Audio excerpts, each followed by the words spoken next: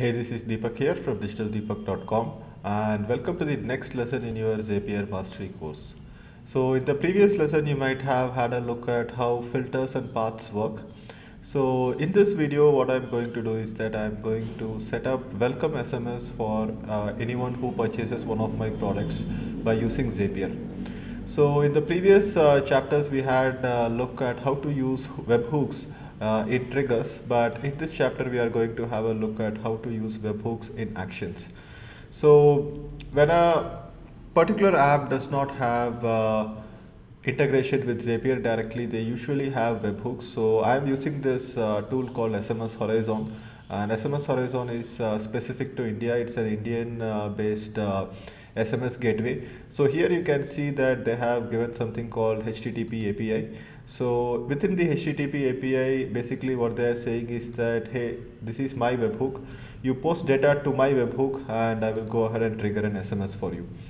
So here what I have done is that I have removed the paths that we built in the previous chapter. I have just put a filter because I have another plan for how to handle failed transactions.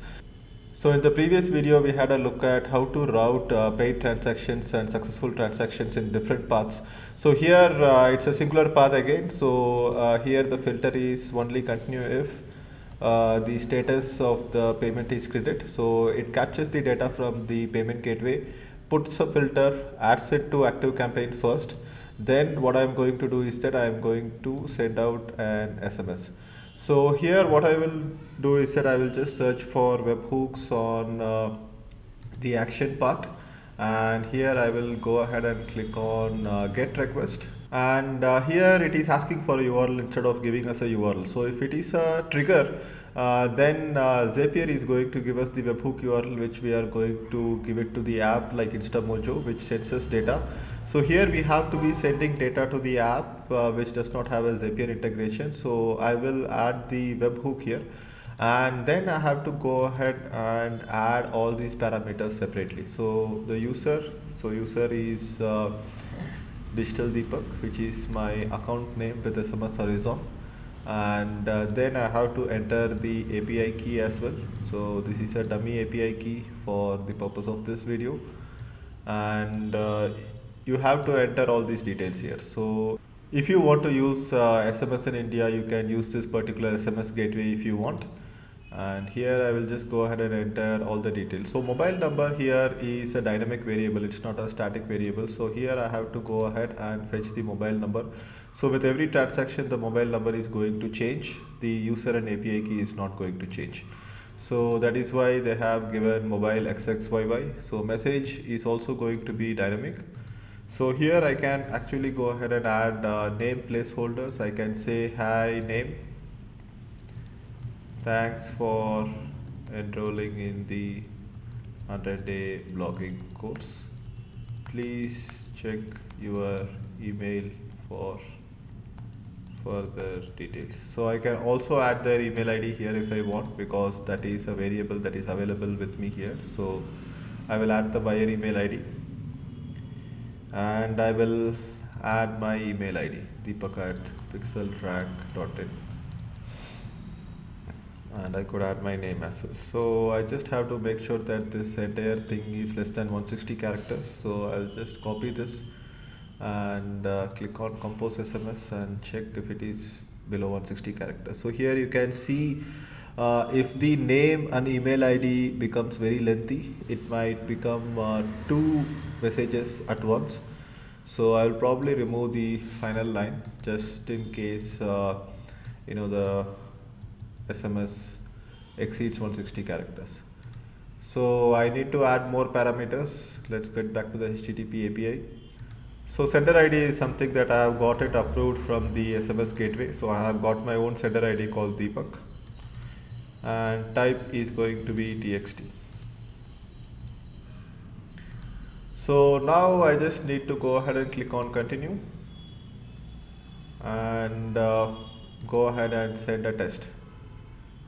So this will now ping SMS Horizon, and SMS Horizon has come back with result. So they just throw a number back as a confirmation if an SMS has been sent. And if I have to have a look at sent SMS here, You can see the first SMS here is, "Hi Deepak, thanks for enrolling in the 100-day blogging course. Please check your email, Deepak plus test5@pixeltrack.it." So that was the data that we sent via this test, and it is a transactional SMS.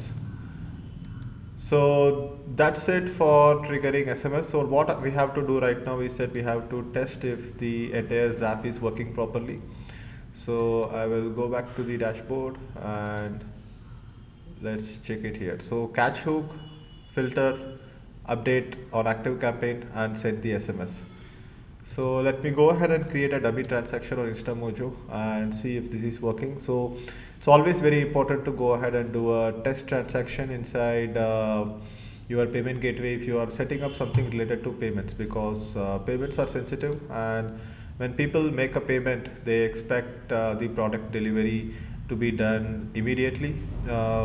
Especially true when it comes to digital products. People are going to look for an SMS or an email coming from the buyer. So just to make sure everything is working well, let me go ahead and do another test transaction. So we had created a bunch of discount codes, if you remember.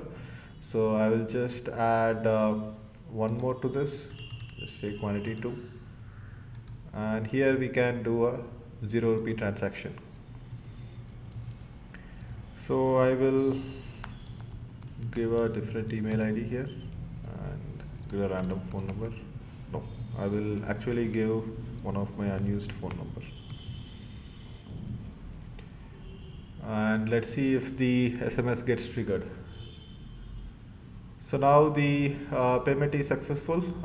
This is the particular email ID which I used. So ideally, if you go inside task history, you will be able to see Zapier has run this particular Zap, and 3 tasks has been consumed because one task is filtering it. It has passed, that is one task. And then you can see that it has been added to active campaign. So if I go ahead and check this particular email ID on active campaign, I should be having it here on active campaign, and the automation should have got triggered. So they have been tagged as 100 dBc, and they have entered the automation delivery 100 dBc. Perfect. And if I go ahead and click a refresh here, I should be able to see a new SMS. So this is the mobile number that we gave. The SMS has been sent, the email ID has been inserted dynamically, and the name has been inserted dynamically as well. So right now this particular phone number might be switched off. So it says it has gone into the retry buffer, and it's going to retry it after a while, probably when the phone gets switched on. So that's about it for this particular Zap, and what I'm going to do is that I'm going to add one more step here. I'm going to write the data on a Google Sheet as well, and once I write the data on Google Sheet, from there using Google Sheet new row as a trigger, I will be able to go ahead and set up an affiliate program just using Zapier. So that is something we will look at in the next video tutorial, and if you have any questions, go ahead and leave a comment below, and I will see you in the next video. Bye bye.